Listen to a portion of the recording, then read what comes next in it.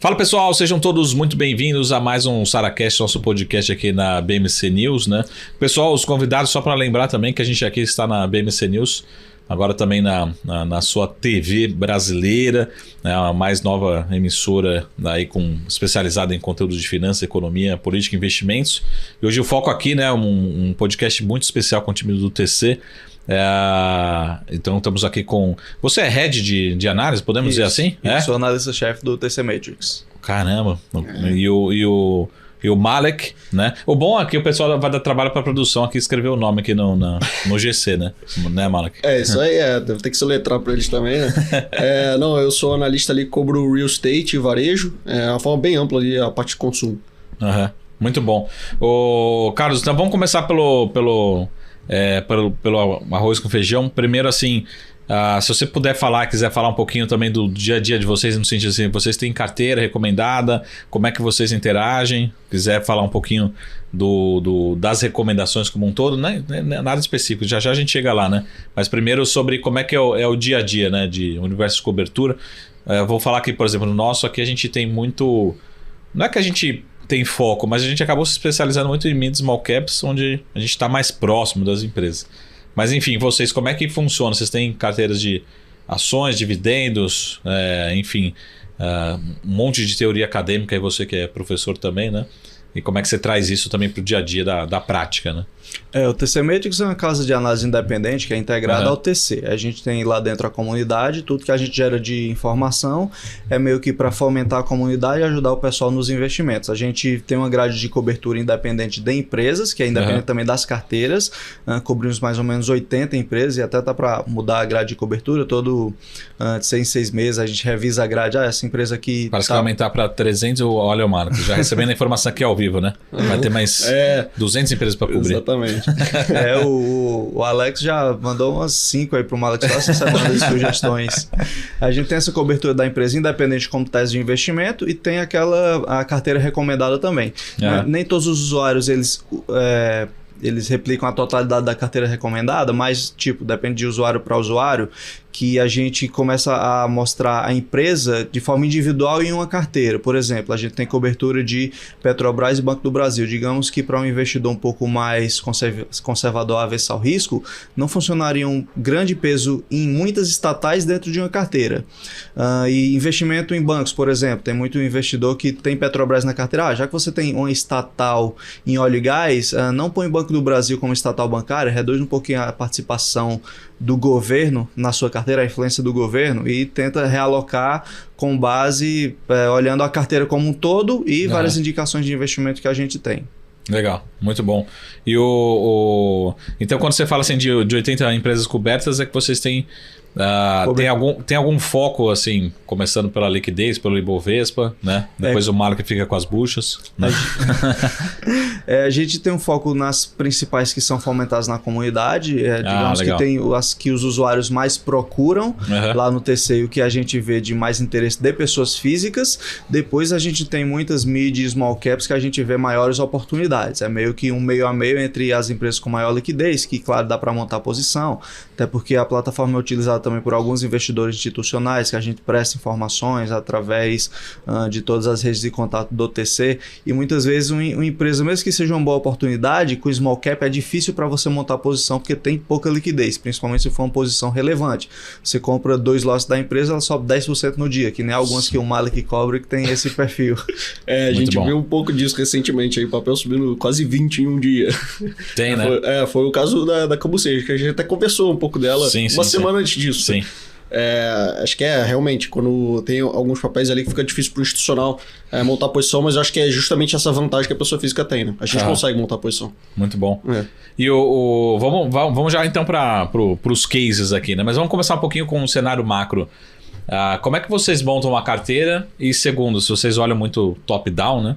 Acho que talvez fica muito a responsabilidade do Carlos aqui, mas como é que você monta a carteira? E como é que está o seu view para a carteira? Porque eu vou te dar um exemplo. 2022, talvez quem não tinha commodities ficou para trás, né? Ficou com desempenho abaixo da média.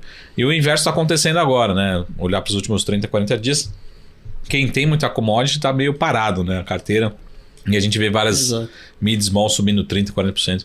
Como é que está seu view hoje em termos de estrutura de montagem de portfólio, né?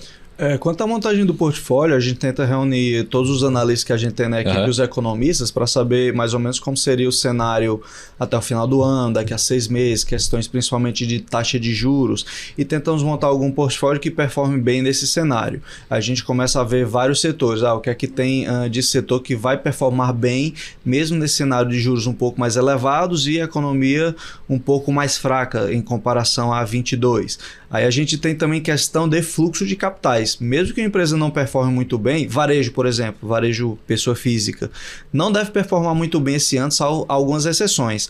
Mas pela possível queda de taxa de juros, quando o institucional voltar, quando a pessoa física voltar em peso para a bolsa, é o que mais vai subir. Então a gente tem que verificar tanto a simetria de preço e valor, quanto esse fluxo de capitais. É assim que a gente tenta montar a carteira, e a gente tem carteiras 100% alocadas, já que temos um benchmark Ibovespa, IDIV, Small Caps, sim. E o objetivo da carteira é superar esses benchmarks.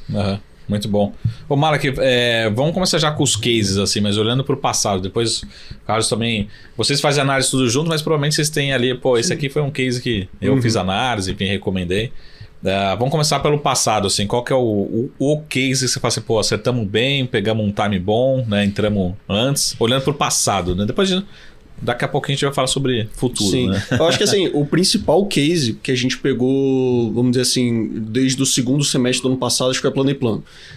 Esse aí realmente foi um acerto bom, no sentido de que a gente conseguiu, numa análise primeiro até mais top-down, vamos dizer assim, identificar um problema na alta renda. Poxa, realmente a alta renda eram VSOs para baixo, margens ainda muito prejudicadas, ainda que o pior tenha sido no primeiro semestre por causa da alta do INCC, no segundo semestre e até agora a gente está vendo margens ali prejudicadas, a gente tem com esse problema. O que é muito contraintuitivo é que a baixa renda é bem mais resiliente do que a alta renda. Ela teve um impacto também, mas logo na sequência houve uma revisão. Quando ali. você diz alta renda, você está falando assim, vamos dar nome aos... Exetec, Cirela, que são players ali. Mas aí a altíssima renda, que o pessoal na pandemia valorizou muito ali a JHSF, né? A JHSF é imbatível. A JHSF é imbatível, né? Mas o problema é justamente quando você tem uma avalanche do macro em cima do micro, né? Eu acho que assim, a gente gosta de JHSF, mas realmente... ela foi suprimida ali, vamos dizer assim, pelo macro, né? Ela tá até agora com uma performance, vamos dizer, aquém ali, nas ações, né? Não no operacional. Mas identificando esse problema, o que a gente percebeu foi que a baixa renda era muito mais resiliente. Por quê? Porque realmente teve um surto inflacionário e as empresas perderam muita margem, é verdade. Mas na sequência, logo em novembro, você teve um reajuste do programa Minha Casa Minha Vida. Então subiram ali não só o preço máximo por apartamento, como subiu também o salário o máximo, vamos dizer assim, por pessoa, tá? Então, antes era até R$6.000 a faixa 3 e depois foi para R$7.000. Isso daí traz muito mais gente para dentro do potencial comprador, né? Então, assim, a gente viu ali um cenário positivo. A Plano e Plano, ela foi uma das mais impactadas, né? Sua margem despencou e a gente conseguiu pegar ali no ponto de inflexão. Quando você olha esse tipo de construtora, é muito bom você olhar para a margem REF, né? Ela se aproxima da margem de novas vendas, né? E normalmente o DRE da empresa fala muito sobre o passado, por causa do POC, né? Que é o método contábil que eles adotam. Então, você olhando a REF, você identificava que, realmente agora fez um vale daqui para cima. Então, realmente a Plano ela teve uma performance aí dentro da nossa carteira de uns 70% de alta. Acho que daí foi o principal case que a gente acertou. Maravilha. Até vou fazer aqui jogar todo mundo, vocês dois na fogueira, né? Mas a gente esteve junto aí recentemente na Mitre, né? Sim. Como é que você saiu daquela reunião, assim? Como é que você a visão sua da Mitre? Cara, a Mitre, ela ainda é minha top pick ali no setor, tá? Eu gosto bastante da empresa e basicamente por 2 motivos, assim. Assim, quando você pega o cenário, não mudou muito, tá? Com relação a isso que eu acabei de descrever, de margem para baixo, VSO para baixo. No primeiro tri, a gente veio uma estabilização de velocidade de vendas e as margens elas ainda estão em queda. Quando você olha as margens REF, elas já mostram que tem alguma inflexão, mas ainda é muito sutil, tá? Então você tem um cenário ruim. Por que a Mitre ela tem potencial para outperformar as outras empresas? Por uma questão de estoque. A Mitre é aquela que tem... Na verdade, ela e a Lavi são empresas que têm mais estoque vendido. Tá? Quando você pega... No caso da Mitre, ela vai entregar 12 empreendimentos esse ano. Todos... eles, na média, estão 99% vendido. 99%. Então, na verdade... Se eles não venderem nada, tá tudo certo. Porque eles vão entregar todos os apartamentos e vão gerar caixa. E esse é outro ponto importante. Esse é o segmento onde as pessoas olham muito, talvez, pro price to book, né, ali pro preço sobre o valor patrimonial, mas elas deviam olhar muito mais pro ciclo de incorporação. Tá? Então, o que eu quero dizer com isso? Às vezes você tem uma empresa que ela é muito barata, um price to book, como você pega uma Helbor, que é a 0,2 price to book, e elas acabam comprando essas empresas, quando na verdade elas vão olhar para o ciclo de incorporação. Essas são empresas que vão queimar caixa por muito tempo, como é o caso até da Moro do B, que a gente gosta. Ela é uma empresa possivelmente até mais barata do que a Mitre, só que ela vai queimar caixa pelos próximos 3 anos, enquanto que a Mitre, nos próximos 3 anos, ela vai gerar 100% do valor de mercado em caixa. Então, mesmo que ela seja um pouco mais cara, é muito menos risco, sabe? Por um ativo barato. Uhum. Então, acho que é isso que eu gosto da Mitre. É 100% do estoque vendido para esse ano. Para o ano que vem já está muito bem vendido, é mais 60% vendido. Então, todas as vendas que ela realiza esse ano, ela já está abatendo do ano que vem. Ela não tem esse risco temporal muito grande. Ela pode se dar o luxo de vender muito pouco esse ano. Isso é uma coisa que eu gosto muito. E a outra, realmente, é essa questão de já estar gerando caixa. Então, são esses dois motivos. Enquanto todo o resto está queimando caixa, ela vai gerar caixa já a partir desse ano. É isso que eu gosto da Mitre. O problema é que agora a gente vai monopolizar o Malek agora nas perguntas. Mas só uma pergunta, já passo para você, Carlão. Só uma curiosidade aqui, você falou de Helbor tradeando a 0,2 book. É uma coisa assim.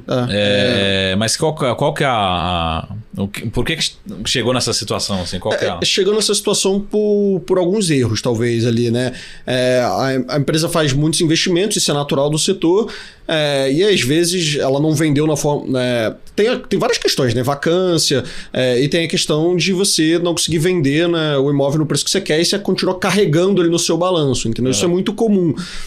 Então você pega, por exemplo, você tem várias empresas, por exemplo, a MRV. A MRV negocia 0,8% do valor patrimonial. Isso parece muito menos barato do que como era o caso, como eu falei, da Helbor agora. Mas quando você vê os pares, eles negociam 4, 5 vezes o price to book. Tá? Quando você pega a Plano e Plano mesmo, está 4 vezes. A Cury está 5 vezes. Enfim, por que tem essa discrepância tão grande ali? Foi realmente um problema do negócio. O negócio ele é barato, mas ele vai queimar muito caixa. Então você vai perder esse price to book, entendeu? Então esse book velho, você vai perder dele, entendeu? Então isso é um problema. Você tem alguns cases nessa situação. Então por isso que eu digo que é mais importante você olhar a conversão do NAV em caixa, que é justamente o ciclo de incorporação, do que você olhar propriamente para o número contábil ali. Então às vezes ele não representa de forma fidedigna o valor da ação. Muito bom. Carlão, vamos trocar um pouquinho de tema, que daí a gente já volta para... Senão monopoliza o Malek. Falando um pouquinho de bancos aqui, a gente viu um certo modismo olhando para os bancões em relação ao Banco do Brasil, né? Todo mundo falando que o Banco do Brasil agora é a perfeição, né? Barato, bom, entrega rentabilidade, enfim. Então vamos assim fazer duas análises para trás e para frente, assim, será que tem upside aí no Banco do Brasil? É confortável? Como é que é a sua opinião nos bancões de uma forma geral? E lembrando que parece que é tudo a mesma coisa, mas para cada um tem tá bem diferente, né? Assim, o Bradesco tomou um resultado ali bastante ruim, pelo menos no final do ano, né? Especificamente. Itaúzão parece que é aquela rocha ali que inabalável, né? Enfim. Mas como é que tá a sua visão para bancões de uma forma geral? E lembrando que bancões é um peso grande do Ibovespa, né? Isso, primeiro que o pessoal tá vendo o Banco do Brasil um pouco atrasado. Ele é bom assim há muito tempo, até está começando a piorar um pouco a rentabilidade. Nossa, mas eu levei xingamento quando comecei a indicar Banco do Brasil. Principalmente quando eu mantive após a eleição. A gente está com o Banco no Brasil nas carteiras desde dezembro de 21. Então já tem um tempinho que a gente está segurando essa posição. Sim. E de lá para cá o banco tem aumentado rentabilidade, até mesmo nesse governo. A grande preocupação do investidor será que vai ter interferência política? Mas a questão pode até ter interferência política. O lucro do banco está 7, 8 bilhões trimestral, dá quase 30, 32 anual. Se tiver interferência política, ele perde quanto desse lucro? 1 bi? Continua barato. 2 bi? Também continua barato. 5 bi? Ainda continua barato. Então ele está entregando agora o maior ROI dos grandes bancos listados, próximo a 21%, 20,7% se não me engano no último TRI, contra Itaú a 20% redondo e Bradesco e Santander próximo aos 10% recuperando rentabilidade. Quais são os pontos positivos do Banco do Brasil, olhando no passado recente? A carteira do Banco do Brasil é agro, talvez tenha até um problema de safra no agro, não dá para estimar quanto pode piorar a inadimplência, mas ele não vai piorar mais do que os demais. Então, a Agro é uma carteira até resiliente, olhando esses últimos anos, e empréstimo consignado para funcionários públicos, aposentados e pensionistas. É aquele pessoal que faz um empréstimo no Banco do Brasil, vai ter uma renda mais segura e o risco de inadimplência é bastante baixo em relação a outros tipos de operações. Por exemplo, a gente vê Bradesco, Santander e até o Nubank que focaram muito em cartão de crédito. Cartão de crédito, crédito direto ao consumidor, é aquele que você não tem tantas garantias. Às vezes a pessoa até esquece de pagar a fatura e aparece como inadimplente. Outras já não pagam de propósito. E a gente vê com o endividamento da população, essa inadimplência começa a aumentar cada vez mais. Então essas carteiras, apesar de cartão de crédito, crédito direto ao consumidor, terem juros bastante elevados, boa parte é perdido na inadimplência. Chega a um ponto em que o banco é mais vantajoso para ele realizar operações mais seguras, um imobiliário, um crédito consignado para aposentado e pensionista, para funcionário público, do que essas operações que têm os juros mais elevados. Aí você chega em nichos e especialidades. De novo, Banco do Brasil, carteira de crédito consignado, tem uma parte imobiliária e agro. Então são carteiras bastante seguras. Quando teve essa reversão das políticas de juros e uma maior pressão macroeconômica, essas carteiras mantiveram-se resilientes, só que as outras começaram a apresentar um desempenho muito ruim. Por exemplo, carteira de cartão de crédito, a inadimplência foi só subindo. Aí pegou aqueles bancos que estavam tentando obter uma maior rentabilidade nessas carteiras. Bradesco, Santander, bateu forte também no Nubank, Banco Inter tem uma boa parte de cartão de crédito. Até um banco que ele deveria ter uma carteira mais resiliente, que ele é focado quase que absoluto em crédito consignado, que é o BMG. E ele conseguiu mostrar indicadores de inadimplência muito ruins, pior até do que alguns bancos que operam em carteiras mais arriscadas do que o crédito consignado. A gente viu que foi um erro estratégico de muitos bancos em apostar em algumas operações mais arriscadas para captar juros maiores. Claro, Selic estava a 2, você não ganha dinheiro fazendo crédito imobiliário porque o juros é muito baixo. Consignado também o juros estava baixo. Então eles foram para operações mais arriscadas para rentabilizar a operação. E o Banco do Brasil, ele manteve a sua estratégia. Outros pontos positivos aqui, desde que mudou o governo a partir de janeiro, a nova direção do Banco do Brasil foi escolhida dentro da instituição. Até a presidente ela não tinha tanta experiência em cargos de gestão, mas parece escutar bastante os diretores. Direcionou que o movimento estratégico do Banco do Brasil ia continuar. Olha, a gente vai fazer quase a mesma coisa que o governo anterior, não vai ter muitas mudanças.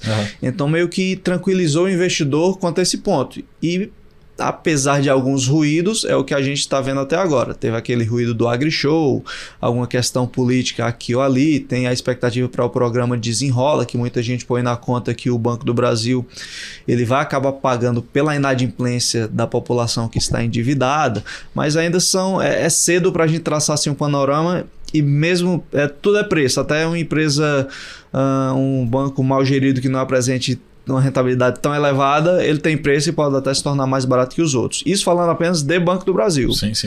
Você continua com a preferência para Banco do Brasil? Exatamente. O price to book agora está 0,8, com rentabilidade de 20% ROI e um dividendo de quase de 10 a 12. Aí a gente vê os pares privados.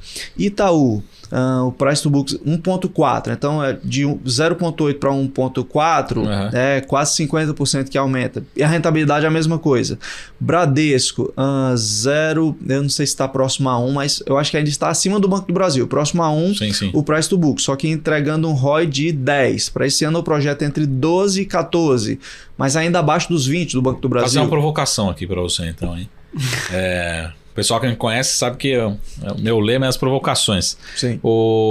Você faria um long short Banco Brasil contra Bradesco, por exemplo? Eu fiz Bradesco e Santander, mas Banco do Brasil ainda fica um pouquinho porque tem muito news flow negativo. Sim. Pode até não afetar a rentabilidade, mas sai a notícia, o banco começa a cair. E o Lula está gostando de falar bastante agora. Eu acho que, não sei, talvez mais que nos governos anteriores. Isso interfere bastante. A gente teve muito news flow negativo para a Petrobras. O que é que mudou para a Petrobras? Só declaração até agora e praticamente nada. O PPI continua, apesar de que com a periodicidade maior para alterações nos preços, mas até agora continua.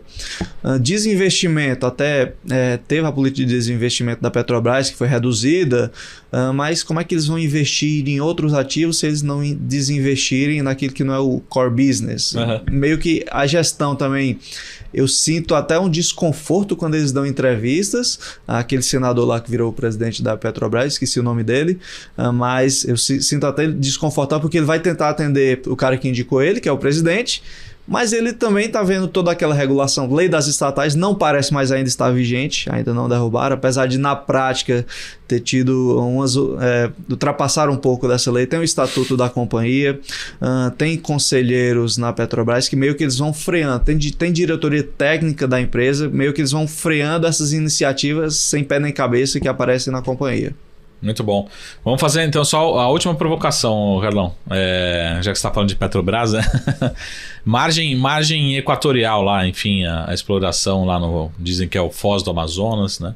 Vamos colocar como... você acha que sai, não sai? Dizem que a Petrobras vai entrar com novos recursos no IBAMA para voltar.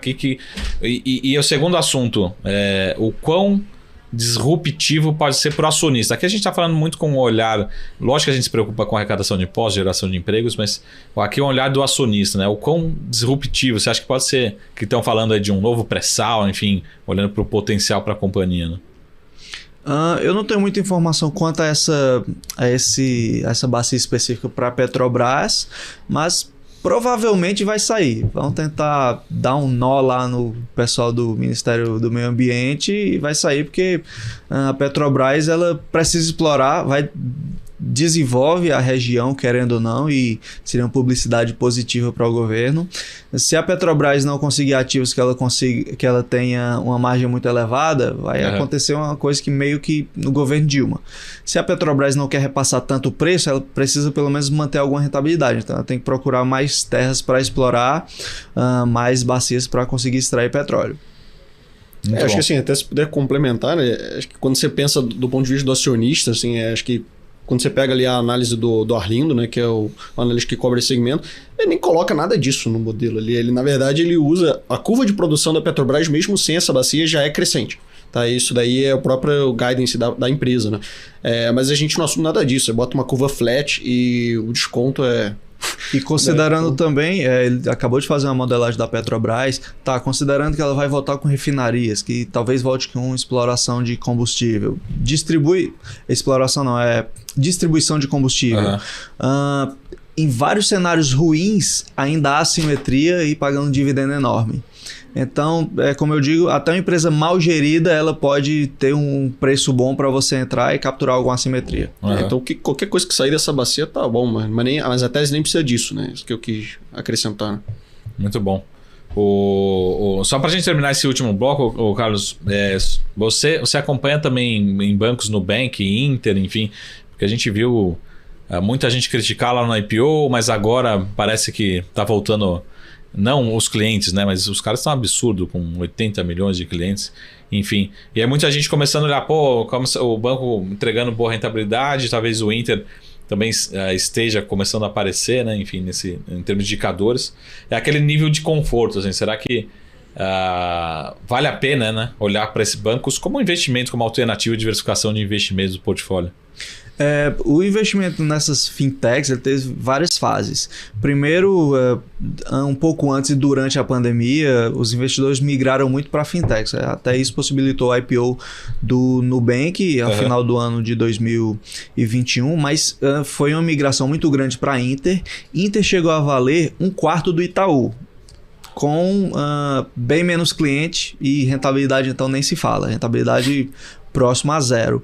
No modelo que eu analiso bancos, que é lucros residuais, o nome já diz, eu analiso lucro. Se o banco não gera lucro, então ele não tem valor no longo prazo. E entre todas as análises que eu vi de Inter, eu tento assim, ser um analista mais dessa forma clássica. Eu não vou ver sentimento de mercado. Para mim é geração de valor, fluxo de caixa, eu olho pouco o múltiplo.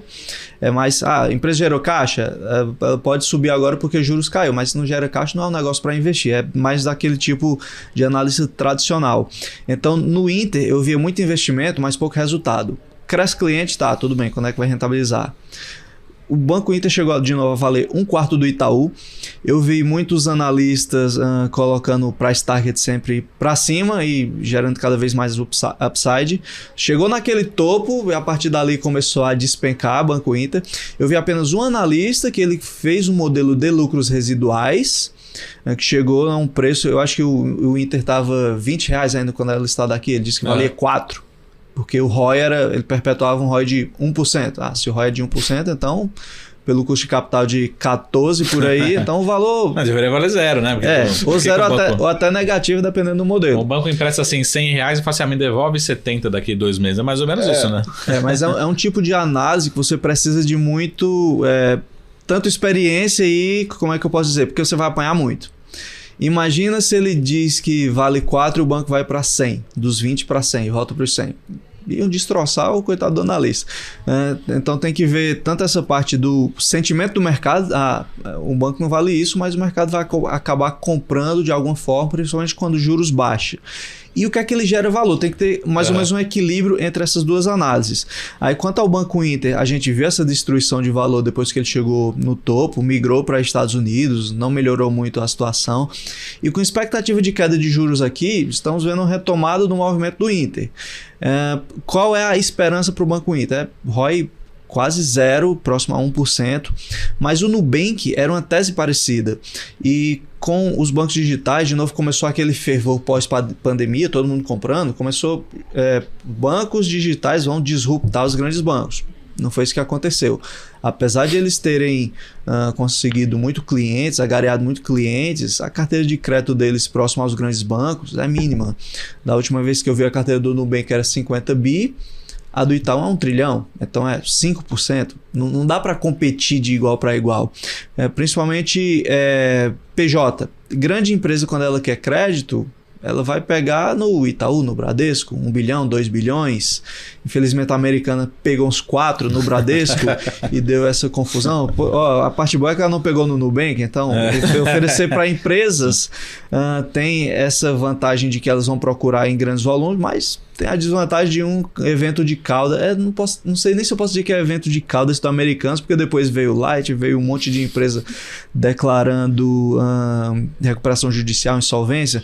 Mas voltando às fintechs, a gente teve o Nubank, que começou a apresentar uma melhora na sua rentabilidade, o que a gestão prometia desde sempre, e dá uma esperança para o Inter. Eu vi muitos modelos do Inter que apresentam um ROI de 30% daqui a 2 anos, aí passa um ano. De novo a gente postergou para um ano esse ROI de 30%. É sempre colocando 2 anos para frente esse ROI de 30%, que é um recorde. Seria o maior ROI do sistema financeiro que a gente teria. Eles sempre vão postergando. Não, é ano que vem. Não, é daqui a 2 anos. Aí passou um ano. Não, é daqui a mais 2 anos. Aí essa análise nunca chega e essa perpetuidade nunca vem, a rentabilidade não vem, mas o preço está subindo. É como se fosse assim, colocar uma plaquinha, né? Fala assim, ROI de 30, daqui a 2 anos. Daqui a 2 anos a plaquinha vai continuar lá, né? Não, tá lá ainda, é 2 anos. Mas, eles vão confiando no longo prazo, né? Aquele longo prazo de 30 anos que você fica dando a recomendação até ele atingir aquele valor que sempre tem a desculpa, é daqui a 2 anos. E vai passando o tempo, não, é mais 2 anos. Muito bom. Pessoal, a gente vai fazer um rápido intervalo, depois a gente volta aí com mais calls aqui, exclusivos com o time do TC, o Carlos e o Malek. Daqui a pouquinho a gente volta no SaraCast. Até mais. Tchau.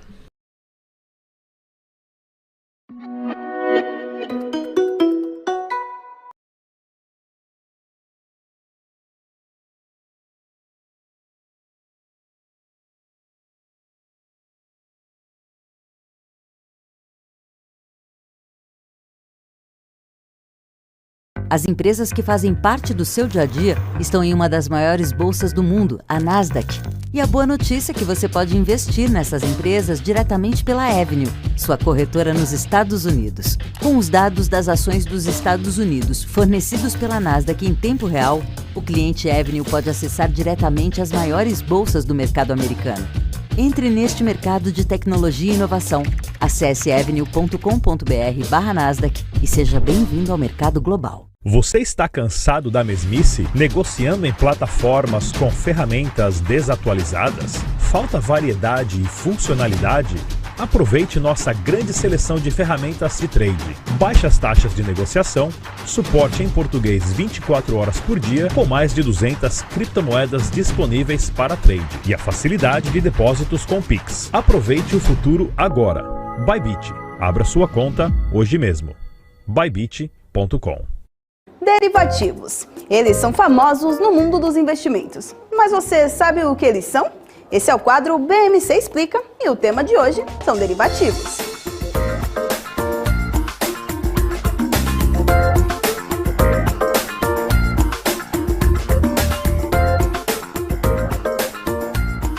Como o próprio nome propõe, os derivativos são contratos financeiros cujo valor deriva de um outro ativo subjacente. Esses ativos subjacentes podem ser ações, dólares, commodities, entre outros. Os derivativos são definidos em duas ou mais partes e podem ser negociados tanto na bolsa de valores quanto no mercado de balcão. Os preços dos derivativos oscilam de acordo com o ativo subjacente escolhido. Os derivativos são muito utilizados como forma de proteção para mitigar os riscos e também como forma de especulação. Agora você já sabe o que são derivativos. Curta esse vídeo, compartilhe com um amigo e inscreva-se no canal da BMC News.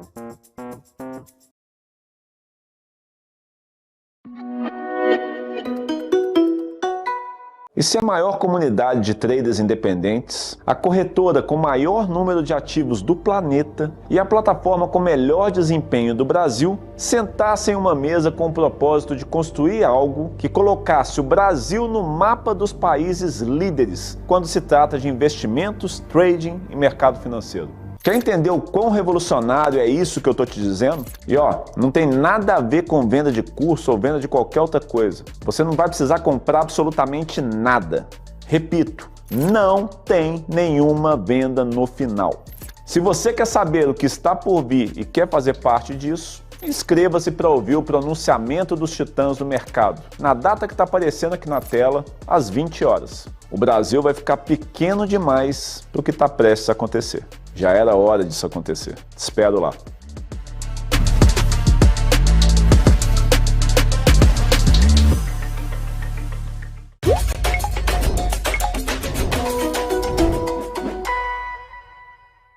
Você sabia que as bonificações de ações têm que constar em duas partes da declaração do imposto de renda? Eu vou te explicar. Primeiro você declara em rendimentos isentos e não tributáveis, no Código 18. Depois, você precisa ir lá em bens e direitos e acrescentar o valor da bonificação no preço médio pago pela ação.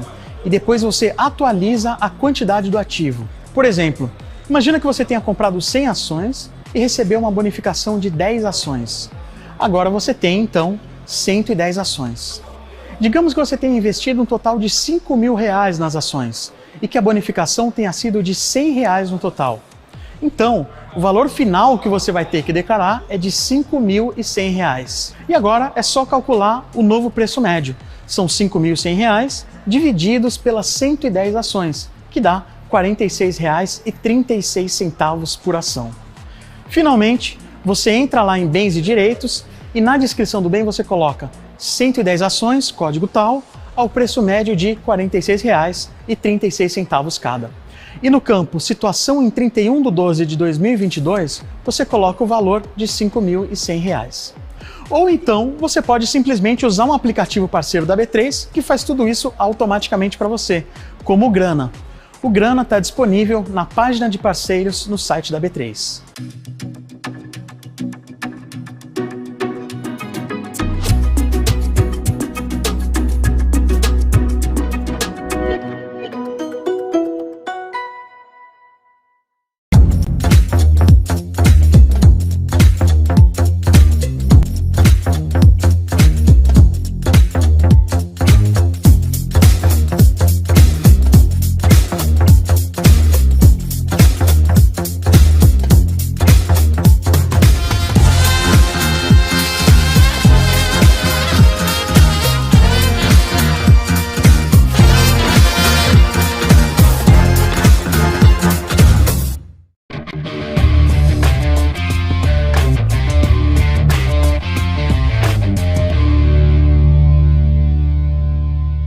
Fala pessoal, estamos aqui de volta ao nosso SaraCast especial com o time do TC, com o Carlos e também com o Malek, né?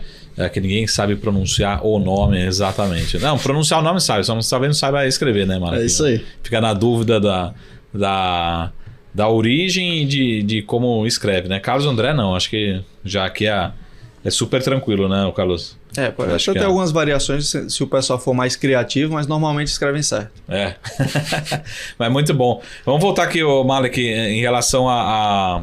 Você estava falando de plano em plano, mas a gente teve uma pernada muito forte de plano em plano, e aí eu quero entender assim, o quanto que dessa valorização das ações está lá o pode entrar ou não, né? Ou seja... méritos dela, tem uma parte grande que essa pernada da ação foi incorporada, se pode entrar, enfim, porque eu não sei se pode entrar, eu um pouco mais distante do setor, se falava desse projeto ou o timing dele, olhando por exemplo 2022 para 2023, mas na minha visão, assim, quero entender justamente isso, quando que impulsionou as ações, né, agora no curto prazo. Não, excelente, Marco. E eu vou te dar uma resposta bem objetiva, cara. Assim, eu vou dizer como é que qualquer um pode entender e até estimar o valor do pode entrar. Tá? Basicamente é o seguinte, cara. Vamos dizer que a empresa ganhou 1 bilhão de VGV, tá? Uma margem líquida normal desse segmento aí vai na casa de uns 15%, 10%, 15%, alguma coisa nessa variável, tá? Quando você pega o pode entrar, ele tem algumas características. A margem bruta dele é mais baixa. O que quer dizer isso? Você vai vender num preço mais baixo e o custo é o mesmo. Então, seu lucro por unidade vendida é um pouco mais baixo, tá? Só que quando você desce no DRE, você tem a parte de despesas comerciais. Nesse caso, você não vai montar stand, já está tudo vendido desde o início. Nem então, comissão. Exatamente, nem comissão. Então, isso aqui é muito bacana. Então, uma coisa meio que compensa a outra, e no fim do dia, você deve chegar ali numa margem líquida que beira 20%, tá? Que a gente estima é mais ou menos nessa faixa. Então, se você tem 1 bi de VGV, você vai ter 200 milhões de lucro. Legal. Só que esse lucro você não recebe todo de uma vez. Então, você recebe um sinal de 15%, e aí o resto é com o andamento da obra. Essa obra vai durar aí, sei lá, algo na faixa de 2 anos para ser construído, nessa faixa. Só que nem todas as construções vão começar no dia 0. Elas vão normalmente se estender por uns 4 anos, tá? Então, se você quiser calcular quanto vale isso, você pega 200 milhões de lucro, bota aí em 4 anos e recebe, tá? Na nossa estimativa, na verdade não foi 1 bi que a Plano recebeu, ela recebeu 1,3 bi, então até um pouco mais. Então vai ser lá ali na faixa de 250, talvez, milhões de reais, vai ser nessa faixa. Você bota aí 20% de 130, de 1 bi 300, e aí a gente estimou que isso daqui vai dar mais ou menos R$1 e pouco por ação, tá? Então, a gente tinha ali um preço para plano e plano que era na faixa de 6,50. Na verdade, acho que era 6,40. O pode entrar, salvo engano, ele é uma coisa, algo como R$1,10. E aí, isso dá bem próximo até do preço de tela, que tá hoje, tá? Então, realmente, assim, hoje a gente viu um desconto grande na plano e plano porque o mercado tá perpetuando uma margem muito baixa. E isso não se realizou. E a gente tinha essa expectativa que não se realizaria. Hoje, quando você pega, a margem bruta plano e plano, ela já tá junto da Cury. Tá? Junto da Cury e da Direcional, que são as duas empresas que performam melhor nesse segmento. Então você pensa, putz, cara, hoje ela já não tem mais nem nada para alcançar, tá? As duas. Quando você faz a análise de ROI, ela já está no ROI de 30 e tantos %. Então, dificilmente essa rentabilidade vai subir muito ainda. Ela já chegou ali onde ela queria chegar. Então, e aí você vai analisando, pelo menos por múltiplo, ela está 4 vezes book. A Direcional tá 2 vezes o book e a Cury tá 5 vezes. Então, hoje, na verdade, eu já não vejo, pelo menos por múltiplo, um desconto tão grande assim. Para mim não tá claro mais. Antes era mais claro, hoje eu já não vejo tão claro. Então, se você, numa análise por DCF, eu também não vejo tão claro o desconto. Então, assim, a forma como você tem que interpretar o pode entrar é desse jeito, tá? Acho que é uma estimativa bem razoável do valor que deve gerar ali.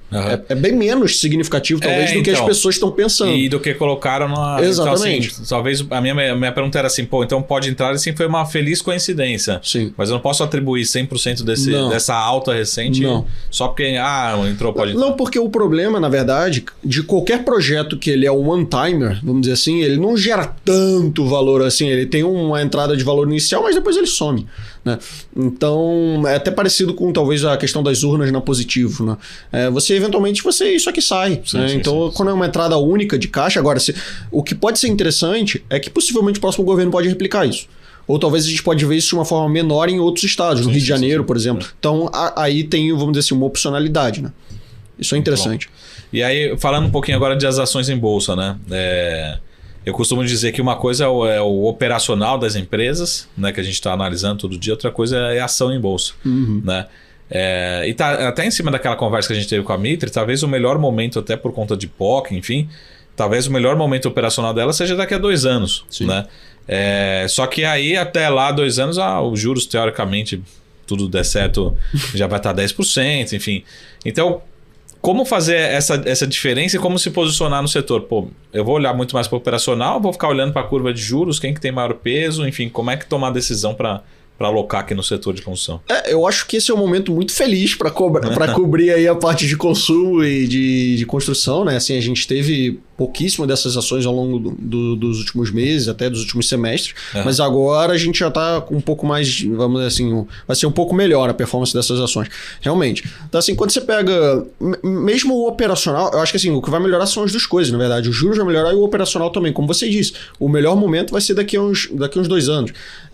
Então assim, quando você pega, acho que assim, o que precisa ter na mente é o seguinte: o trade dos últimos 2 anos foi basicamente commodities, tá? E consumo interno, esquece consumo interno. Só que o mercado é cíclico, isso aqui não é o trade para sempre. Sim. Eu acho que tá ficando cada vez mais claro que o trade de commodities não é mais esse trade. É o trade agora do consumo interno. É uma coisa que eu venho falando bastante até para os clientes. Eu acho que tem ficado cada vez mais claro. O consumo interno agora, e não só isso, né? Assim, uma questão de consumo interno e de exportação, mas uma questão de como tomar risco também. O mercado nos últimos anos ele está muito mais avesso ao risco.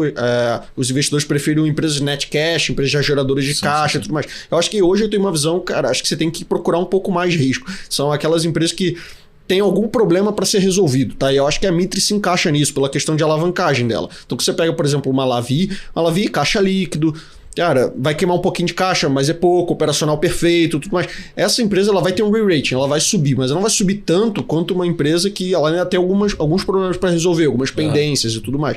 Então eu gosto de tomar um pouco mais de risco nesse momento. Eu acho que você tem a questão tanto do operacional melhorando quanto dos juros. As duas coisas vão convergir juntas, entendeu? Eu acho que quando você está buscando ali upside, eu prefiro montar...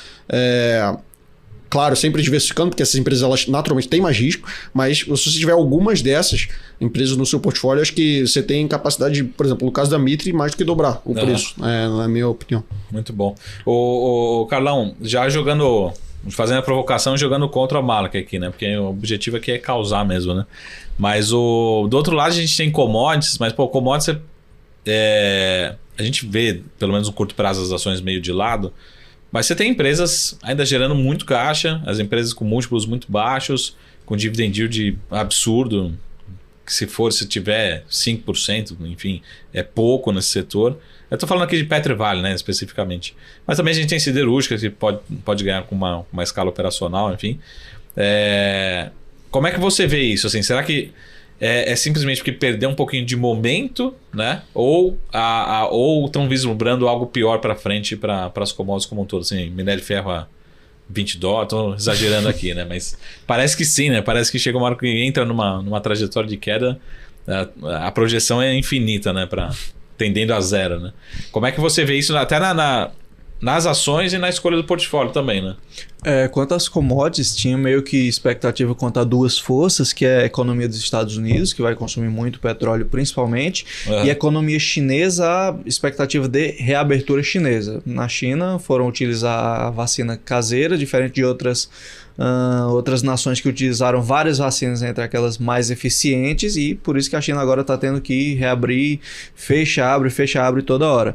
Então meio que a mobilidade lá ainda está reduzida, a expectativa era de reabertura, que ainda não tem acontecido em sua plenitude. Por outro lado, a gente vê algumas pressões sobre algumas commodities. Por exemplo, minério de ferro na China é utilizado muito para construção civil, só que muitos especialistas detectaram um boom de imóveis, muita construção para pouco chinês. Então você vê construções vazias, demolição de construções vazias para que sejam construídos mais imóveis, para que consiga aumentar essa demanda de minério de ferro. Quanto ao minério de ferro, tem uma visão um pouco mais negativa, mas apesar disso, as empresas do segmento estão muito baratas, é um dividendo de 12% a 20%, quando a gente vê mantendo tudo mais constante. Depois você fala pra gente quem que é esse 20% aí, né? Vale CSN Mineração é de 12% a 20% para essas duas. Aí a gente tem esses dividendos bem elevados, porque, por exemplo, a Vale está bem desalavancada, gera muito caixa ainda assim. Teve um resultado um pouco mais fraco no último TRI, mas porque não conseguiu escoar a produção, apesar de ainda ter demanda. E mesmo considerando a curva de preço de minério, que descendente, que ainda deve continuar, ainda se mantém muito barato em relação principalmente a peers internacionais. Aí quanto a Petrobras é outro cenário, Petrobras, petróleo no geral. No petróleo a gente tem empresas aqui no Brasil que sobem quando o petróleo sobe e outras que caem quando o petróleo sobe.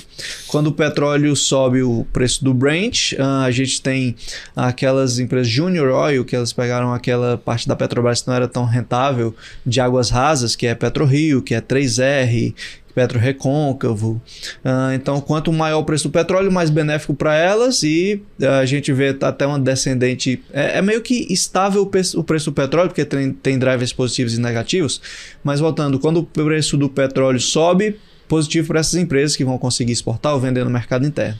Quando o preço do petróleo sobe, é pressão na Petrobras para não aumentar combustível. Será que ela vai seguir o PPI? Será que ela vai repassar para a população esse preço? Então, a expectativa do consumidor principalmente agora com esse governo declaradamente contra essa política, é que ela segure um pouco mais margem se o preço do petróleo subir. Sim. Então, o Petrobras meio que ou fica de lado, ou cai se houver um gap muito grande entre o preço do petróleo e o repasse que ela vai fazer.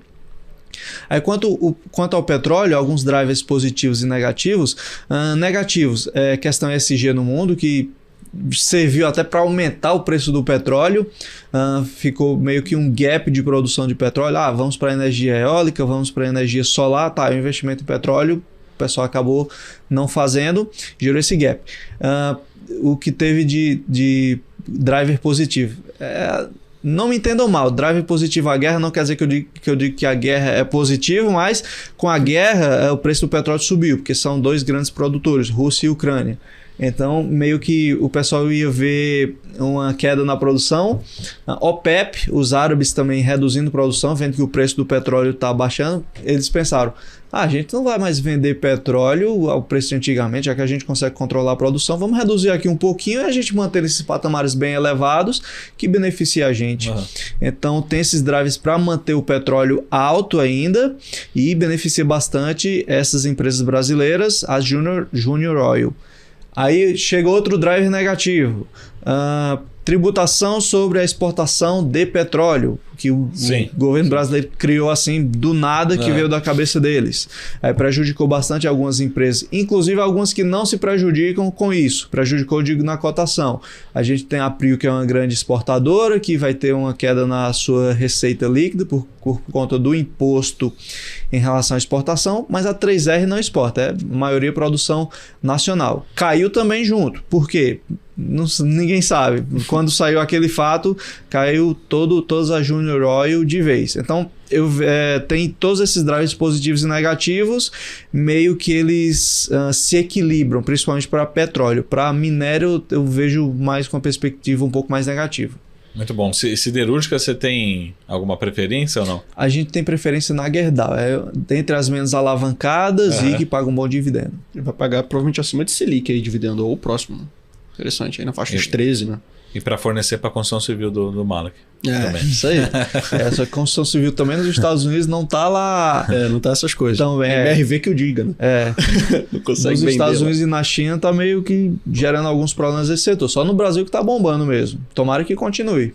Muito bom. Pessoal, pra gente fechar aqui, se cada um puder dar, tipo...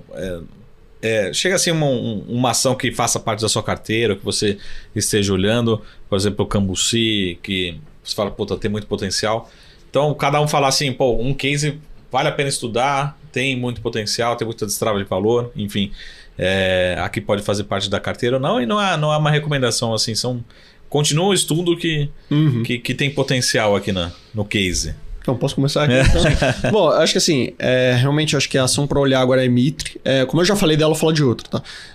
Mas acho que... Então fala duas, Acho que tem que olhar a CSU. Acho que assim, ela tá num patamar de preço que ainda é muito interessante. A gente até comentou até o Cambuci, mas realmente acho que ali talvez o período ali de oportunidade agora tá menos interessante. Vamos falar disso. É um case muito microcap, né? Mas assim, a questão da CSU é o seguinte, é uma empresa caixa líquida e geradora de caixa, tá? Quando você pega os últimos 15 anos, ela gerou caixa em todos os anos, com exceção de 2. Ela não só gerou caixa, como ela cresceu receita. Tá? Então ela cresceu receita todos os anos, cresceu lucro todos os anos, e gerou caixa todos os anos, e a margem subiu todos os anos. São pouquíssimas empresas que têm essas características, tá? Pouquíssimas. Talvez 1% da bolsa. É uma empresa de receita recorrente. O que ela faz, basicamente, é processamento de cartão. Tá? Então, toda vez que você passou o cartão, fez ali processando, ok, ela faz esse tipo de serviço. Normalmente, quando você passa o cartão de crédito, quem faz isso é o banco. Tá? Mas ela faz isso para empresas normalmente não financeiras. Faz para Porto Seguro, todos os cartões Porto Seguro, enfim. Varejistas. Exato. Então, você tem uma receita recorrente, tá? Porque a receita que ela ganha é uma mensalidade no cartão. Então o seu cartão está habilitado para ser processado a transação, você paga uma mensalidade para essa empresa. Então esse aqui é reajustado todo ano por IPCA. Então por isso que a receita dela é recorrente e cresce todo ano. Por quê? Porque se você não emite novos cartões, ele reajusta o IPCA. Só que esse é um business onde você consegue roubar crescimento dos seus clientes. Porque, pensa bem, se você tem uma empresa que nem a Porto Seguro, cada cliente que a Porto Seguro adiciona, ela distribui um cartão e aumenta a receita. Então ela tem uma expectativa de crescimento real de receita relevante para os próximos anos. Tá? Aí tem outras linhas de negócio também. Dito isso, de novo, é uma empresa geradora de caixa líquido, então o risco também é baixo. Aqui. E você tem isso aí numa empresa que negocia talvez 7 vezes lucro líquido, por aí. A estimativa que ela vai gerar, em termos de caixa livre, cerca de 13% do valor de mercado, já esse ano, e crescendo para o ano seguinte. Então você, no mínimo, recebe Selic ali. Tá? Então, se você quiser fazer uma estimativa de TIR, até de taxa interna de retorno, você pode botar aí 13% real. Tá? Essa é a nossa expectativa, assim, sendo razoavelmente conservador. O que eu quero dizer com isso? As novas linhas de negócio não funcionam. Se nada entrar, você tem 13% real de retorno. Então é um retorno muito interessante. Então eu acho que assim, é um case que tem que olhar ali. Muito bom. Anotado aqui é CSUD3, né? Isso. CSUD3. É isso aí. Para quem não acompanha, não conhece. Ô, Carlão, então o último case aqui para que você chama a atenção. Banco ABC Brasil. Deixa eu... Então, antes, já que você falou de ABC, eu queria também falar com você, fazer a provocação, né? Eu não sei se foi ali um volume atípico, tá, alguma coisa, mas você acompanhou o Pine também? Pine simplesmente subiu uns 500%, não estou exagerando aqui. Mas subiu rápido assim. Vale a pena olhar Pine? Não colhei Pine. Não. Vamos deixar de lado então Pine. Então vamos lá de ABC Brasil. ABC, ele é um banco... B4, né? Ele é um banco que apresenta resultados bem recorrentes, assim como todo o setor, só que ele teve o problema também da Americanas, junto com o Santander, junto com o Bradesco.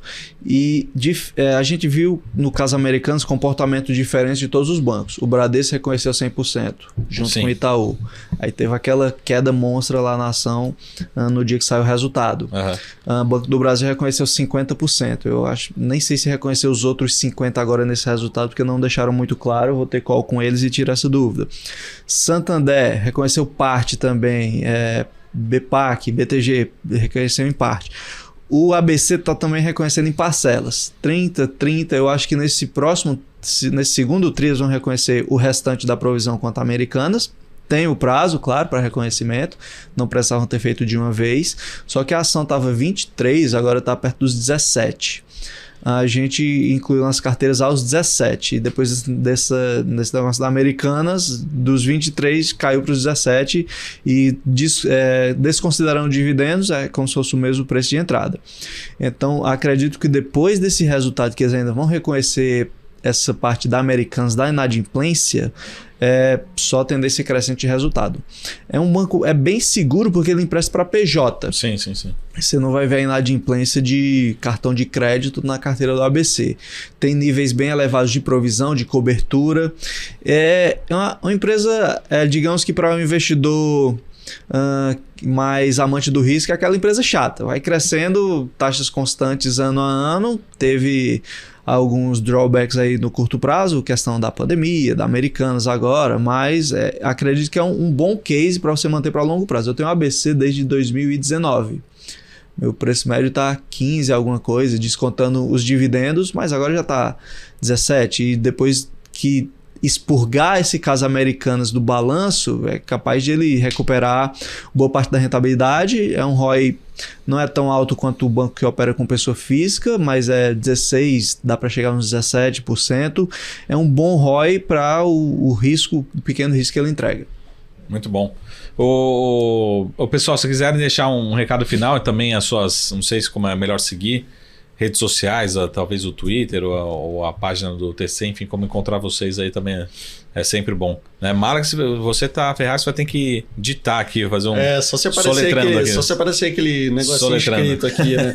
Não, mas eu falo bastante no Twitter, né? Então é @malekzen7. Zen é Z-E-I-N, né? Isso aí. Então eu falo bastante no Twitter e dentro da plataforma do TC ali também. Então também convidar o pessoal para ir conhecer, né? Afinal é de graça, o aplicativo você vai ver a gente lá. Muito bom. Como o Malek disse, a gente está disponível lá na plataforma do TC e no caso das minhas redes sociais, Twitter, LinkedIn, Instagram, é CAndréMV, que é o meu nome completo, é Carlos André Marinho Vieira. Eu abrevio todos os 3, deixo só André, CAndréMV. Muito bom. Para a gente terminar aqui, fazendo um ping-pong, né? Ping-pong, então primeiro com o Malek aqui. Ping-pong é assim, você pode responder sim e não precisa justificar se você quiser justificar a sua resposta, mas agora, né, para os próximos 12 meses, né, renda variável ou renda fixa? Variável. Com certeza. Falando de renda variável, Carlão, renda variável Brasil ou Estados Unidos? Brasil, claro, principalmente se for um pré-fixado que quando cai os juros o preço sobe até. Muito bom. Outra coisa, terminando aqui, vamos fazer só uma provocação aqui. Ele falou de bancos, você falou de construção, né? Próximos 12 meses, construção ou bancos? Construção. Construção. Muito bom. Então a gente, né, chegamos num acordo aqui, né, pessoal? Muito obrigado, Paulo. Obrigado pela presença, pelo carinho aí, pelo tempo, pela disponibilidade sempre aí. E a gente marca mais vezes. Valeu, igualmente. A gente aparece, pode muito deixar. Bom, valeu. Valeu, pessoal. Esse aí foi nosso Saracast de hoje, especial aqui com o time do TC. Lembre de seguir não só as redes do TC, mas também as redes do time, do Carlos Malek lá no Twitter. E a gente se vê aqui semana que vem. Até mais. Tchau.